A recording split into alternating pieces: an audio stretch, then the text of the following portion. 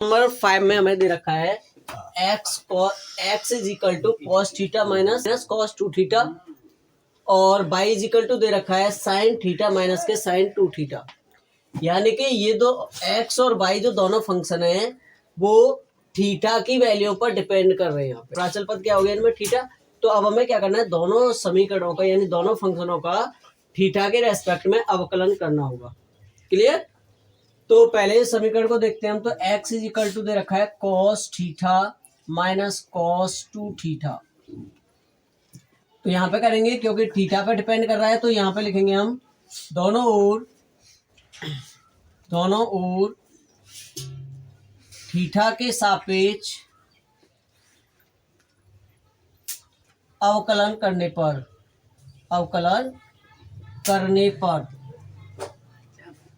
तो यहाँ पे लिखेंगे D over D theta X is equal to D over D theta cos theta minus D over D theta cos 2 theta. Clear. तो ये तो हो जाएगा हमारा D X over D theta is equal to cos 2 theta का हो गया minus के साइन वो कॉस थीटा का हो गया माइनस साइन थीटा माइनस।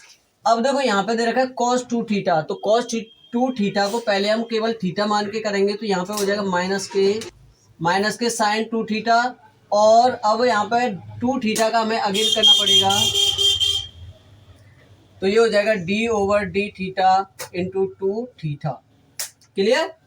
तो ये आ जाएगा D X over D theta is equal to minus के साइन थीटा माइनस माइनस ये हो गया प्लस साइन 2 थीटा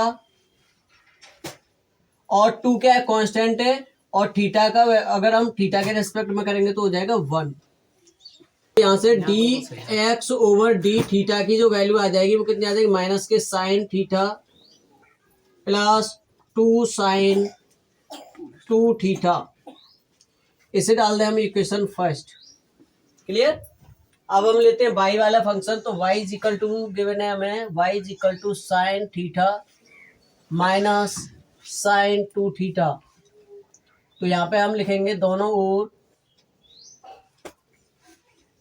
ओर थीटा के सापेक्ष अवकलन करने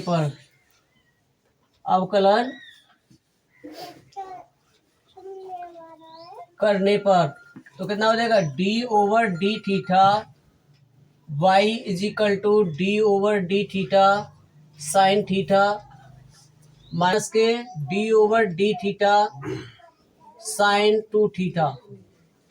ठीक है।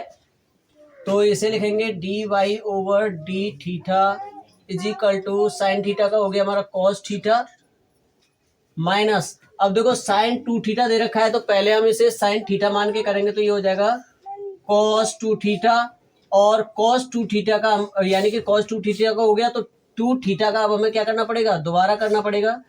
तो यहाँ पे लिखेंगे डी थीटा 2 थीटा। क्लियर। तो ये आ जाएगा हमारा cos theta minus cos 2 theta और 2 क्या हो गया कांस्टेंट है और अगर थीटा का करेंगे तो उसका आ जाएगा 1। क्लियर। तो यहां से D Y over D theta की वैल्यू आ जाएगी हमारी cos theta minus 2 cos 2 theta. इसे डाल दें हम इक्वेशन सेकंड। क्लियर। तो अब हमें क्या करना है D Y over D X की वैल्यू निकालनी है। तो उसी प्रकार ये भी हो जाएगा हमारा D Y over D X is equal to D Y over D theta upon D X over D theta. Clear. तो ये हो जाएगा D Y over D theta की वैल्यू रखो यहाँ पर cos theta minus 2 cos 2 theta और upon में आ जाएगा हमारा कितना D X over D theta की वैल्यू। तो ये वैल्यू दे रखी है हमें। तो माइनस वाले टर्म को पीछे ले जाएं तो यहाँ पे हम लिख सकते हैं 2 sine 2 theta minus sine theta यानी कि 2 sine 2 theta minus sine theta. तो यहाँ से D Y over D X की वैल्यू आ गई D Y over D X is equal to आ गया हमारा cos theta minus 2 cos 2 theta और अपॉन में आ जाएगा हमारा 2 sin 2 theta minus sin theta.